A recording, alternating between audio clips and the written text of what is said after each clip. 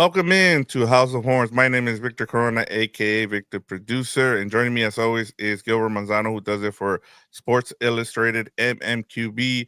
And Gilbert, I think it's safe to say that the Rams have found their identity, and their identity is their defense and special teams. What do you got to say about that? Yeah, I agree, and that's why I'm very curious to see the reactions from Rams fans and see the feedback here. Don't be shy. Let me know your feelings about this game because you should be very excited about being very close to wrapping up an NFC West title. But it's starting to get to the point where, like, okay, is this like Groundhog's Day where the offense when is the offense going to show up? Like, you got that amazing game against the Buffalo Bills, and that's about it in the past 5-6 weeks here. But I keep saying it. Credit to that damn defense that Chris Shula is running right there, and Akilo Witherspoon saved the day. I thought, oh, here we go. You saw Matthew Stafford on the sideline Yeah. sweating, shaking his head, like, oh man, we kicked ourselves with that terrible 3-and-out there, and then Witherspoon with that interception. Also, credit to Kyler Murray. What are you doing throwing a fastball to Trey McBride? I know McBride should have caught that. If the ball hits your hands, catch it, but just tap it in. Just a little soft pass. You get a touchdown, and you steal the game there. So chaotic ending. I'm sure a little bit of a roller coaster for Rams fans, a sour taste there. But hey, you're almost on the verge of winning the NFC West. You need the scoreboard to break your way there, Victor. I don't know if you wrote it down. I lost Yes, track, I got it. but I think one victory came through for the Rams today. So, yeah, you're looking nice at least when it comes to the scoreboard, winning games, taking care of business. But yeah, the offense has me a little worried for them. Yeah, I was just checking, but yes, they as you mentioned, the Bengals helped them out today, so that's one. Now that takes it down to three teams that they need, and that is, let me get to it here. I had it written down. I apologize. I'm sure a lot of people Commanders, Bills, 49ers, Vikings, or Browns. So they Okay. just need three more wins from any of those teams Yeah, this weekend. Commanders are playing the Falcons. I feel good about that for them. And then no Tua probably against the Browns. You might get that one. You said the Bills was the other one with the against the Jets or Patriots. I forget. Yeah, so it's the Bills, 49ers, Vikings, or Browns. Yeah, and then you got the 49ers with the Lions. I don't feel good about that one. But Bills, Browns, Commanders, I think there's a good shot there. Yeah, I'm with you there. And like you said, this is the defense third straight game, Gilbert, where they hold the opponent to under 10 points. They did it. That was the thing I was checking. So they held the 49ers to 6 points, the Jets to 9, and tonight Ooh. the Cardinals to 9. Man, that is impressive. And then even like you mentioned with special teams, Victor, that blocked extra point kick there. All the Cardinals needed would have been a field goal, not that touchdown pass to Trey McBride that went off his hands. Just kick the field goal, maybe you win that. But who knows? Maybe in that moment, they're going for that touchdown regardless, anyways. But it changed their whole mindset. So even that missed extra point attempt changed the outcome a little bit too. But defense stepping up. I think 4 sacks for the defensive front there for the Rams there. So, yeah, I am worried about this Rams offense here, but maybe you're always going to have a chance because the defense keeps playing lights out. Yeah, they've been impressive. I mean, they're the reason they've won these last 3 games. I know we continue to wait for the offense, but at this point, honestly, I'm just gonna talk about the defense just because, and we'll get to the offensive struggles, of course. And we'll see. We'll go over all that, but I just want to give the Rams defense their flowers. Brandon Fisk is, as you said, his eighth career, he recorded his 8th sack of the season. That is now tied. He's now tied for the lead with Kobe Turner with the 8, and then his 8 sacks are most among all rookies. So he should be up for Rookie of the Year, and then he's tied for third all time in Rams history behind Kobe Turner with 9 last season, and then Aaron Donald, back in the day Hmm, about 11 years ago. good So company right there. he's in good company. So hopefully he can get to 10, break the Rams record, and then also pick up the Rookie of the Year.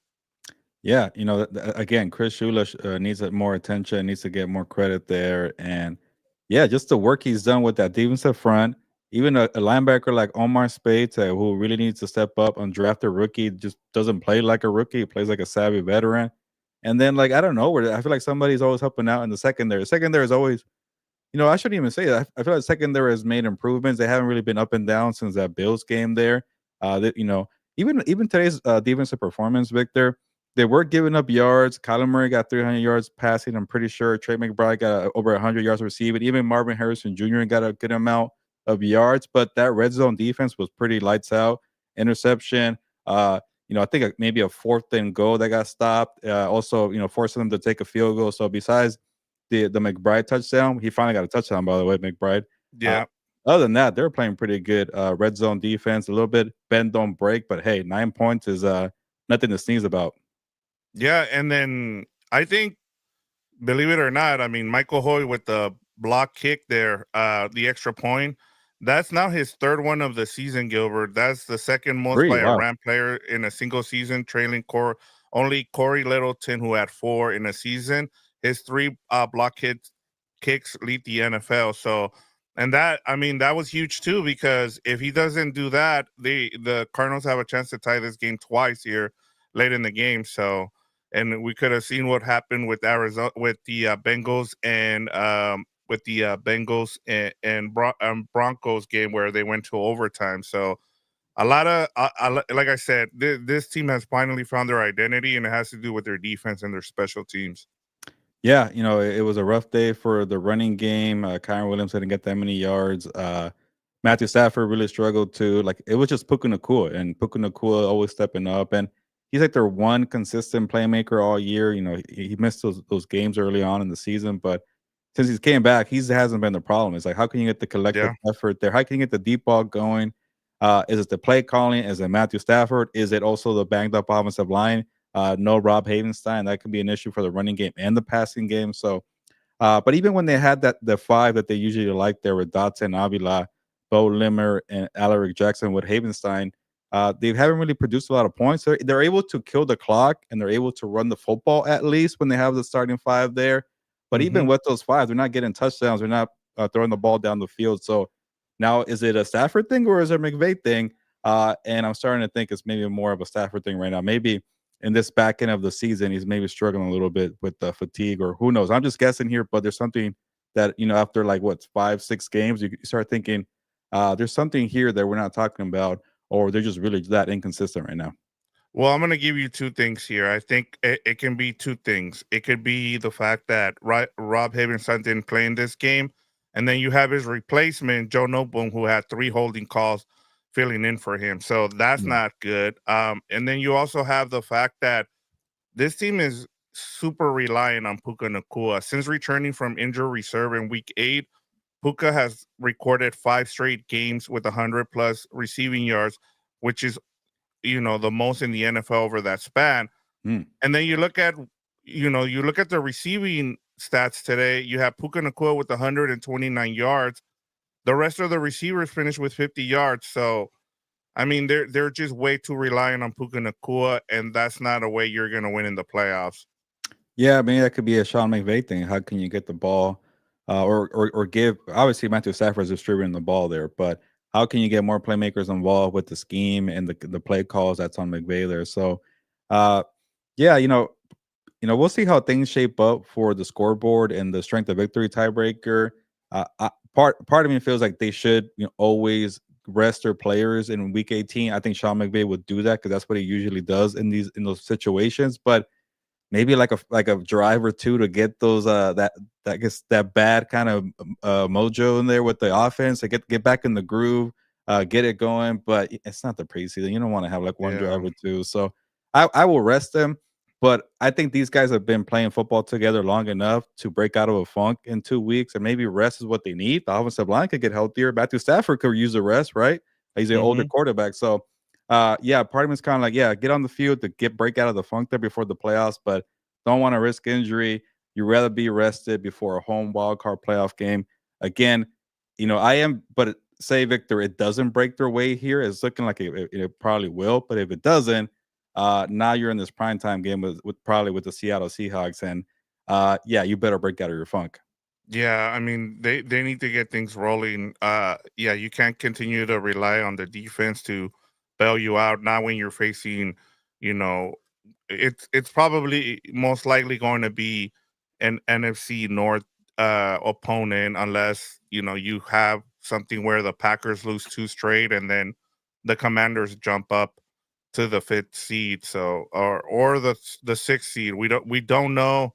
It's hard to know at this point, but we do know that the Rams are needing three wins from those teams: the Commanders, the Bills, the 49ers, the Vikings, and the Browns. So they win any of those teams win three, any of those uh, teams win three, then the Rams are in and don't have to worry about it on Sunday. So I think we're all kind of we're here at House of Horns. We're all hoping for that too, because then it kind of makes it easier for us to kind of project what happens uh, uh, in Week 18. Yeah, if the scoreboard breaks their way, then you could talk about, hey, maybe they're number 3, number 4. Do you possibly play to stay at number 3 because Buccaneers and the Falcons are one game behind you? I don't know. I haven't looked that far. Say all 3 teams finish with the same record, or the NFC South champion and the Rams same finish with the same record. Who gets a tiebreaker? I don't know about that. Yeah. I think when the Buccaneers and the Rams were tied, the Bucks had the tiebreaker, so maybe that could favor them. But the Buccaneers are not in first place right now. So, yeah, I'm not too sure how that works out, but we haven't got to that point. Let's see how these Yeah. games break on Sunday. And then when we get back on Thursday to break down the Week 18 matchup, we could discuss seeding or an NFC West title here for the Rams. But I can't remember the last time where a team is waiting for scoreboards to break on a Sunday after playing on a Saturday of Week 17 to know, hey, are we resting our players or not for Week 18? Yeah, and I'm sure they're all going to be at the facility either tomorrow or Monday waiting around to see what happens. I don't see them rooting for the 49ers, but you never know on That's a Monday. I lot of don't games, though, when you think I about it, to know. keep track of. I know. I could It's just see them watching, like, how you have the four box. I could see Yeah, they have them their having. phone out, like, "Okay, what do we got Yeah, here? Can you put the Commanders game on over here and put the yeah, Bills over here?" yeah. That'll be something to kind of see from the social media aspect, to see if the Rams social media team puts stuff out there, like who are they rooting for, like telling the Rams, okay guys, you have two of these teams that we need to win, so make sure we're rooting for these teams. That'll be something fun. Let's get to some of these comments, Gilbert. We've gone over 10 minutes here and we haven't gotten people involved. ESG, who's been holding it down lately for us here, he says three straight games where the offense Has not. hasn't shown up. That is worrying. Yeah, definitely concerning for me too as well. Yeah, but I shouldn't get too concerned for this team because yes, I've seen them do this movie before where they break out of funks out of nowhere. Maybe it's all part of the strategy, Victor. We're like, Yeah. hey, don't show your best plays, don't show your good stuff. Let's see how how the game is going, how's the script of the game going.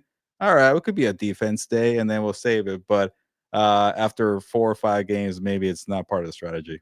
Yeah, and it's a divisional game.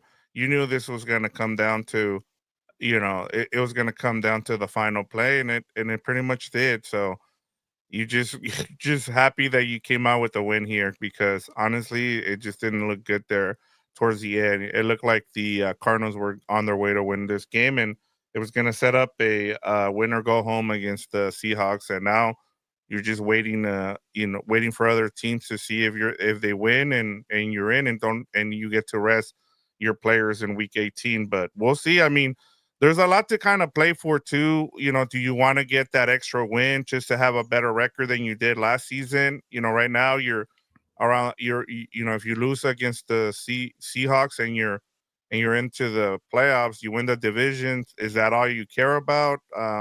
I would assume so. We know how McVay is. He's gonna his thing is gonna be to rest everybody. So Yeah. defense. James Wheelock says defense paves the way. Offensively, Rams need to step it up. Yeah, I'm with you, James, and yeah, but they're still in a good spot. Everything keeps breaking their way. I feel like for the past 3 weeks here, even though they have some bad offense here, but yeah, again, going back to what you said, Victor, I don't think it even matters being 3 or 4 because you'll probably get either the second place team or the third place team, the NFC North, and both teams would be pretty tough. Yeah, I'm with you. Yeah, you're just happy that you're in the playoffs and that you're hosting a team, and then you go from there. Delver says Rams almost with the belated Christmas present to Arizona. Who was to think the defense would be our bright side? Hmm. Can't play like this in the playoffs. Yeah, good point, Delbert. And I also wonder for Seattle fans, who do they hate more, Kyler Murray or Trey McBride for that bounce pass for Akita Yeah. Witherspoon in the end zone?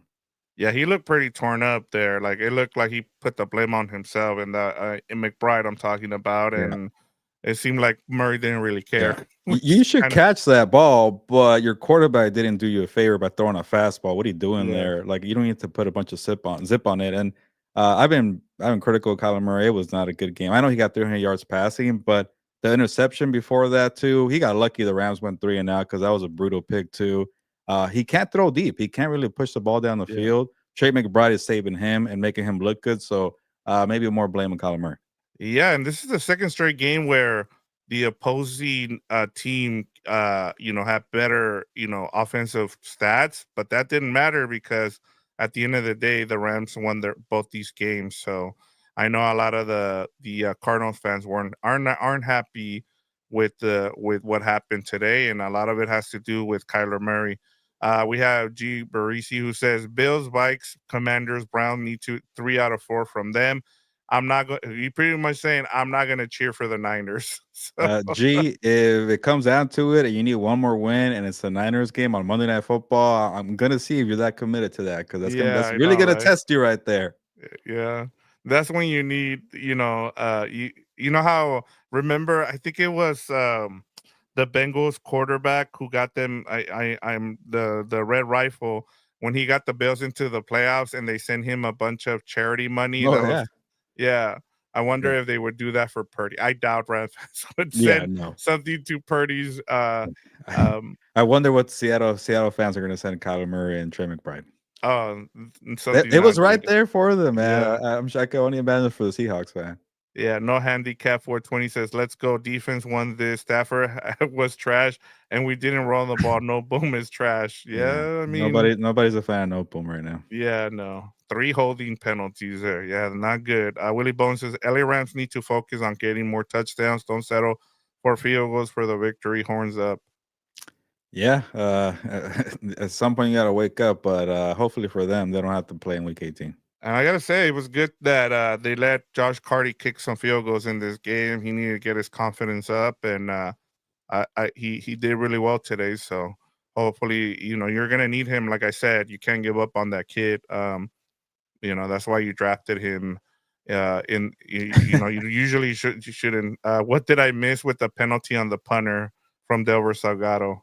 Yeah, that was weird. He got the roughing penalty from a punter, which I can't remember the last time I saw that, Victor. Yeah, no, I don't remember that. I even saw them looking up and he's like, "What are you guys talking about?" Like, when the He's when like, the me? when the camera, yeah, when the camera panned to him, yeah, I was yeah, confused about it. there was some weird stuff in this game too. Like, I felt like Cam Kitchen should have just let the ball drop instead of taking the interception there, just because it was fourth down, Oh but yeah, good point. you know and also the clock management by Sean McVay, where he gave the ball right back to Arizona where he should have ran the ball. I mean, and then the whole punting, and then them getting an extra second on the other side of the 2-minute warning.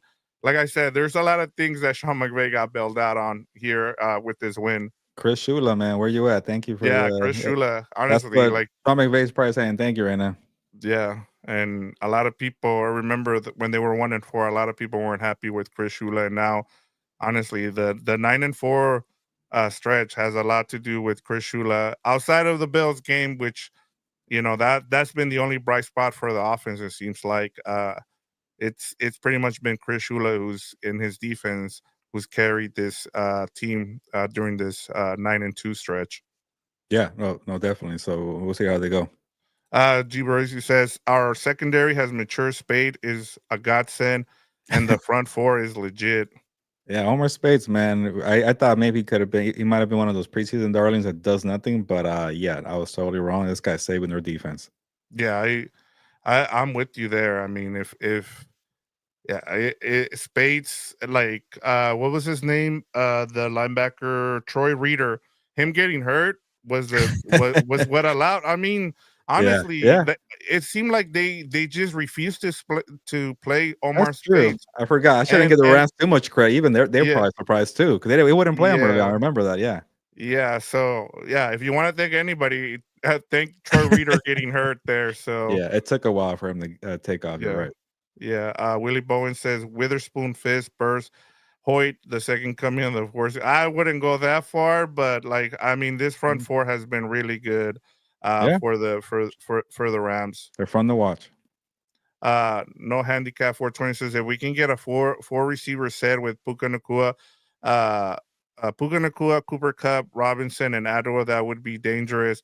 One of the things I thought that I really liked in this game that was from McVay was he put no, not Witherspoon, Whittingham in the backfield as a fullback. Gilbert, he gave him a couple plays as a fullback. Yeah, I like that. Try something new. That he likes to do that at the line of scrimmage and having guys with the jet sweep. And remember who was I'm blanking on his plan. Skoranek was a fullback Skoranek, a thank you. couple of years I ago. Yeah, Ben yeah, I was Skoranek. So he likes to try things like that, which is good for players like that who know their assignments and know how to block and can also catch the football. which is something I think we might see in the playoffs where he might catch something. You used to see that with Skoranek, where he would use him to block as a fullback, and then he have him go out in the boundaries and catch the ball too out of the backfield. So that'll be something to kind of keep. He's trying to give a lot of these teams he might face in the playoffs something to think about. So I like that. AMSS Cup and Robinson are killing us. Yeah, I don't know what happened to Robinson. Cup is way too quiet, and yeah, I would not count on Tutu out to do anything. And this is the one from James Wheeler. I said Rams failed to run the clock out and move the chains, but Witherspoon saved them. I mean, Yeah, that was a brutal 3 and out. yeah, I thought the game was over after the first Kyler interception.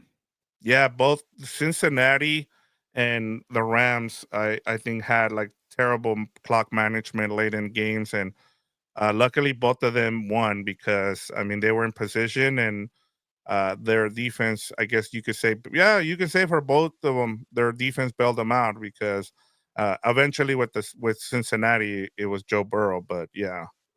Yeah, one of them had a good quarterback and one didn't. We'll see if Stafford becomes good in a couple of weeks. And I mean, even James is like, no excuses for the offense for the weather today. So they were inside. So Yeah. yeah.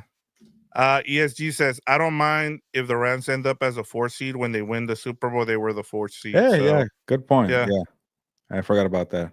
And Stevan says something is up with Cup. He's still blocking. I gotta give him credit. I have no problems with Cup. It's just he had the longest. I want to say he had the longest play of the game for the Rams, which was a 29-yard catch. Yeah, I But remember outside of that. that, he didn't do much.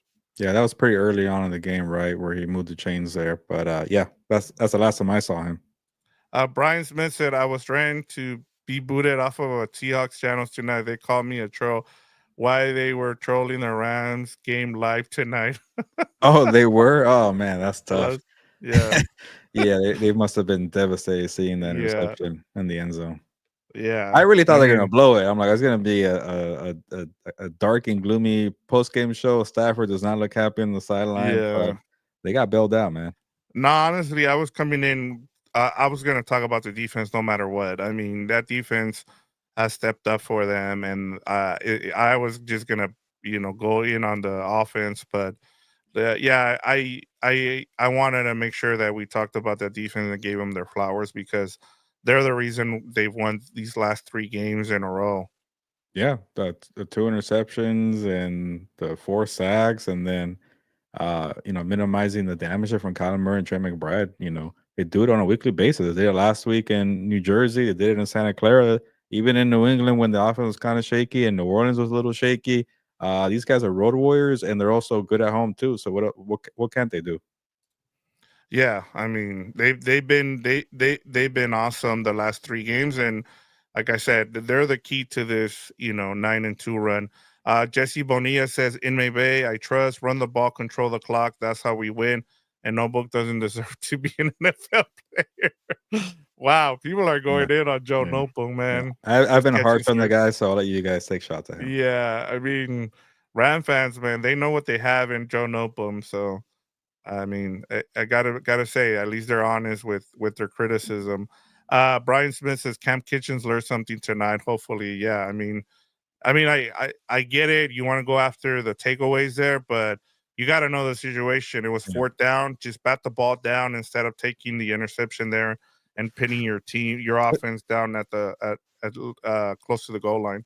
I get he's a rookie, but it's also tough in the moment to think that quickly. I get the best players do that, but also like if you try to bat it, what if it goes to a different player, like a Cardinals player, and then you get screwed over? So I know Yeah, it's kind of a freak accident, but obviously you want to take the ball at the halfway point of the field, and maybe you end up getting a field goal and you don't go 3 and out. But it's tough to kind of think that quickly. But I won't give him too much of a break there but he is a rookie. yeah. I mean, he like Brian said, he learned something, and I think going forward, he'll know the situation. Don Malatesta says we desperately need Havenstein back as soon as possible. They need to And like I rest next said, week. yeah, and like I said, I if they won today, I don't think we see him at the Seattle game. Whether or not, I just think they'll try to save him for the playoffs. But if it gets desperate to where they don't get the enough wins here in week 17, I think Mhm. we do see him. You But gotta play him. You can't save yeah. him if it's a win or go hmm home. Yeah, James Wheelock says Kitchens should have let it drop because it hurt the Rams field position. So yeah, right on. ESG Mhm. thing. I think maybe also got bailed out that the Cardinals weren't going 48 on fourth down like the Jets were. Like for every fourth Oh, down. yeah. They're Yeah. such a conservative offense. When they needed to go for it on 4th and 10, that's when they go for it, but before that, they were way too conservative. And honestly, thinking about McVay too, he was also super conservative because he has no faith in this offense. Like there was a couple of times where they were on fourth and short, and he just decided to punt with, which honestly I think was the right thing to do because his defense had been playing great the last 3 games or the last 2 games and this one. So why not, continue to just let your defense do its thing. Yeah, no, definitely. So, but there does come a point in time where you gotta kinda let your offense learn during the mistakes and just say, "All right, man, 4th down, go for it, see what happens." But, this is one of those games where you felt like the defense is gonna be okay. Yeah, I'm with you. Nate 323 says our offense has to get momentum plays and better play calling. Our offense, O line has to get better, and Rob killing us on right guard. Yeah, everybody likes Rob Havenstein because they really need him.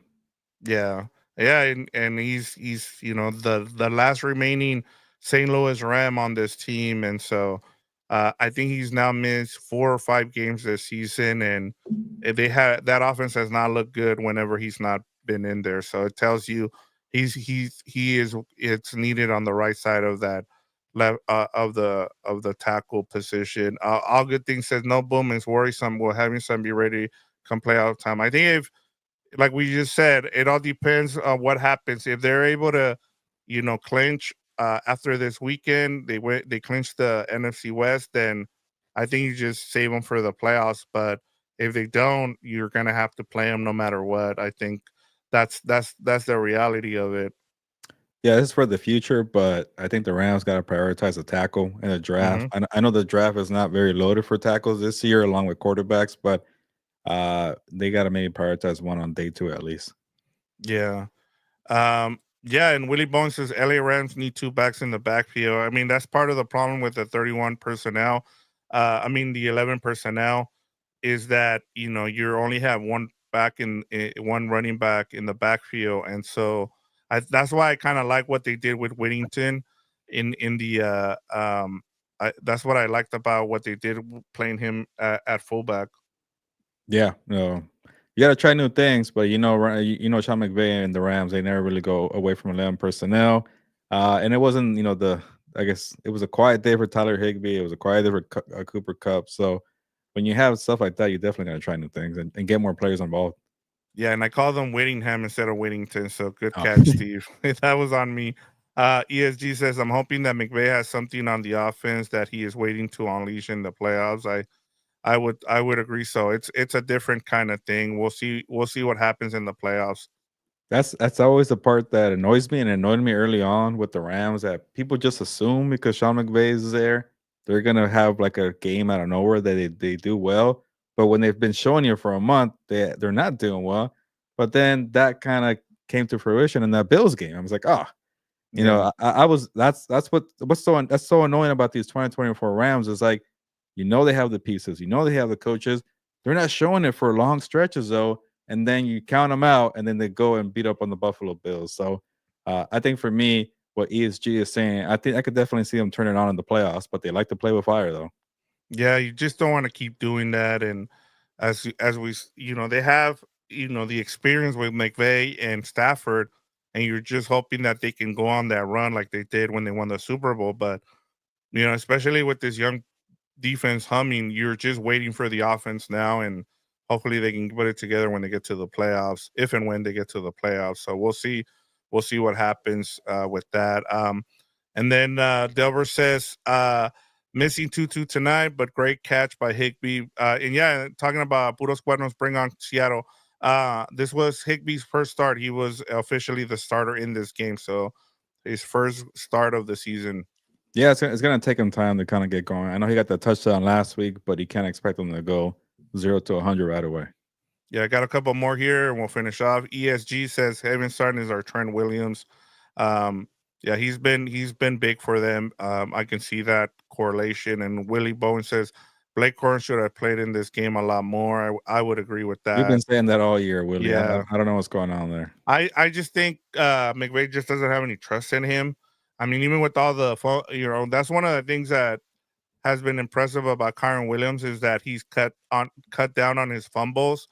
And even when he was having those fumbling issues, he would not play quorum. So it just tells you that he either hasn't picked up the offense or he just doesn't trust him.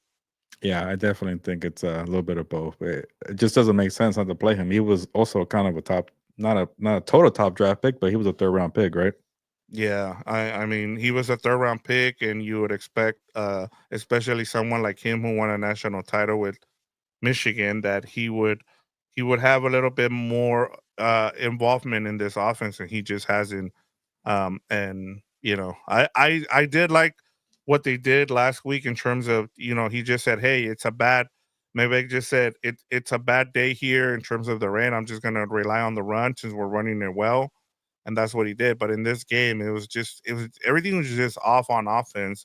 There's nothing they could get comfortable with outside of Puka Nakua. Nate 323 says defense call playing was awesome to see more blitzing and getting Murray uncomfortable. Yeah, and that's something that goes back. And I know I keep pointing this out, Gilbert, but Eric Williams told us when we had that interview with him before the season that we would see a little bit more aggressiveness from Chris Shula than we did from Raheem Morris.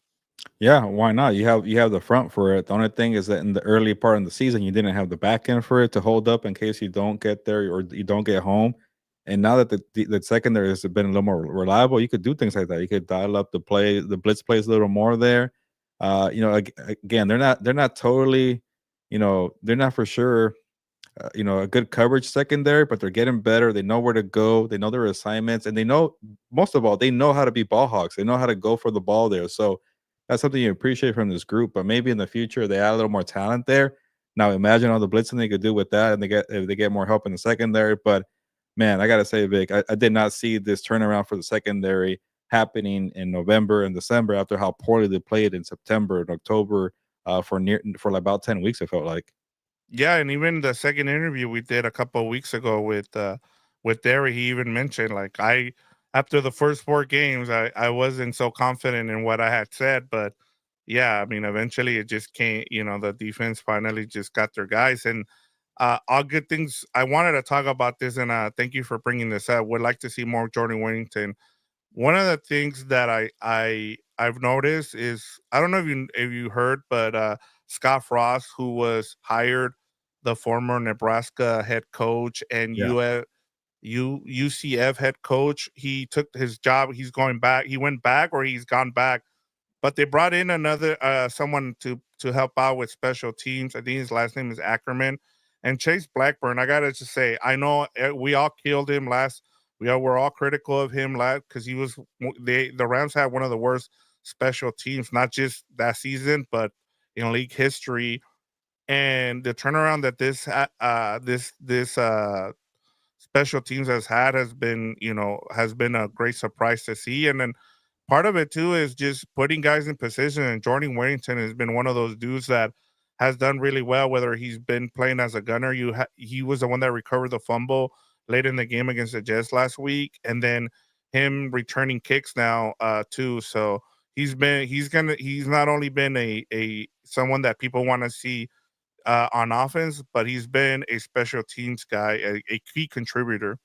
Yeah, I think part of that is that Chase Blackburn now has, 2 years under his belt in Los Angeles. And remember last year, it was a lot of first year players, second year players, undrafted rookie players. And that's a lot for a new coach and a new place to install the coaching philosophy and the principles by trying to teach young core players. And special teams had to be kind of an afterthought because they were shuffling the roster. And now you at least have a coach. Okay, this is what I expect. Talk to that guy and that guy. They were here last year. This is what I want to do now. And then for young guys like Jordan Whittington, where people kind of know what's going on, that helps him out, but helps him out a little more. But obviously, credit to him for grasping the scheme very quickly and making himself useful in multiple aspects on the football field. Because if you're going to be dressing on game day, what can you do? If you're not getting the targets, you got to do other things there. So definitely in plays like that. But also a shout out to Chase Blackburn for making it work after a kind of a rocky first year. Yeah, and that's one of the things we always bring up when we're talking about the 53-man roster is what can you do as a rookie? And he's been able to do that. I mean, he's been asked to do a bunch of different roles and he's exceeded in all of them. And I think next season is where you'll probably see a little bit more of Jordan Williamson in the offense. I just think they're going to sprinkle him in here and there. I think if we see him in the playoffs, especially if you see him playing fullback, you just be aware that they might use him to get out, into the flat or something and go catch a couple of passes there. Steve says, this is a wacky take, but I was at the game till the end of the third quarter. And what I saw was the Cardinals offense made more mistakes than the Rams defense stopped them. If Kyler decided to run more, the Rams would have lost. Yeah, you can make that case there, Steve. And I've been frustrated with Colin Murray because uh, that creativity and being elusive and running away from the pocket and also being a creator, like if you're running with the ball, but also keeping your eyes downfield.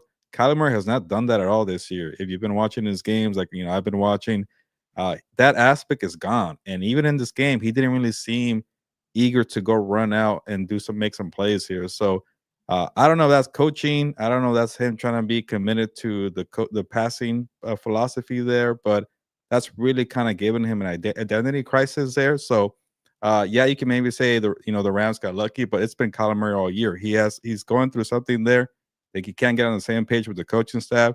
He can't really throw the ball deep, and then when he gets frustrated, he stops looking down the field and he just throws it, and that's kind of been frustrating to watch. But yeah, it's a little bit of both there. But for some reason, he doesn't want to do that. Maybe he doesn't want to be reliant on that. Also, too, when you run and you're a smaller quarterback, you take hits, you're out of the game. So that could be part of it too. Yeah.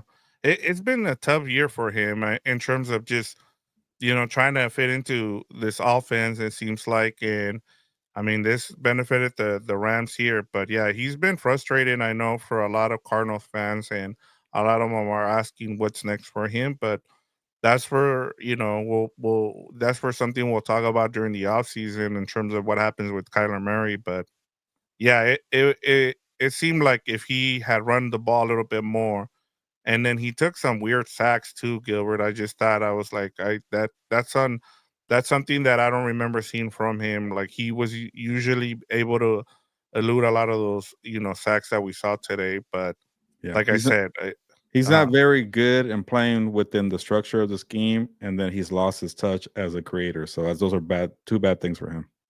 yeah, and then we got one last one here from All Good Things says Hoyt has 2 extra point blocks. Yes, it's 2 and a field goal block. So Man, he has 3 blocks altogether this season, which impressive. leads the league at least the NFL. So that's been impressive. Like I said, again, credit to Chase Blackburn and what he's done with this turning around this special teams, because like I said, the identity for this team now has to do with the defense and special teams. And it's coming into the season, we said it's going to be the offense, and then whatever you get from the defense and special teams is just gravy, and it's it's gone the opposite way, Gilbert. Yeah, we'll see what happens. But again, if you're a supporter of the Rams, you rather just not know what's going to happen with the offense until you get to wild card weekend and you're at home with the division title playing somebody. So, but if you have to force the offense to go back out there in week 18, man, you're gonna have to be sweating that game against Seattle. Because Seattle, I Yeah. know they had a terrible game in Chicago, but you don't want to have a win in your end game or win or you go home. We'll see how that plays out. On But Sunday Night Football, perhaps. yeah, I it could mean, be maybe Saturday night football. Who knows? But this scoreboard has to break the Rams' way, which it kind of has the last 3 weeks here. It's wild to me that it really has. But yeah, you better either hope that this offense is not doing anything for a couple of weeks because that means you're going to go into the playoffs well rested, or all right, here you go. Here's the football on prime time Saturday or Sunday. What you got, offense? And that's gonna be, I'm sure. I don't know about scary thought, but maybe a one that you're gonna be kind of sweating a little bit. we got one more here from Steve. There was a 4th and 1 at one point, and McVay choosing a punt rather than go for it got me concerned because I didn't feel like the Rams were stopping them, and the Cardinals seemed like they were hitting a momentum. Yeah, it was one of those days where a bunch of like, okay, what could happen here? What could happen there? But Yeah. I keep seeing these games over and over again, and I know we got to get going. But the Rams defense, man, 9 Yep. points last week, 9 points tonight, 6 points against the 49ers, man. Uh, Sometimes you got to win them ugly, and that's okay.